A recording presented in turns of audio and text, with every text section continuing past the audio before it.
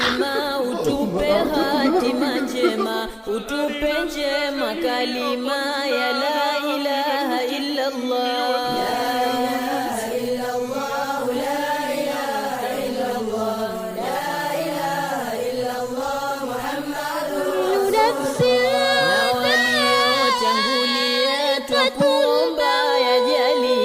Mema kuwazidishia, mazito kuwaondoshea. La ilaha illa Allah, la ilaha illa Allah. Ibn al-Qayyim, Allah yasturuna thumma yunadina thumma yaghfir lana. Ya Ghafuru Rabbi wa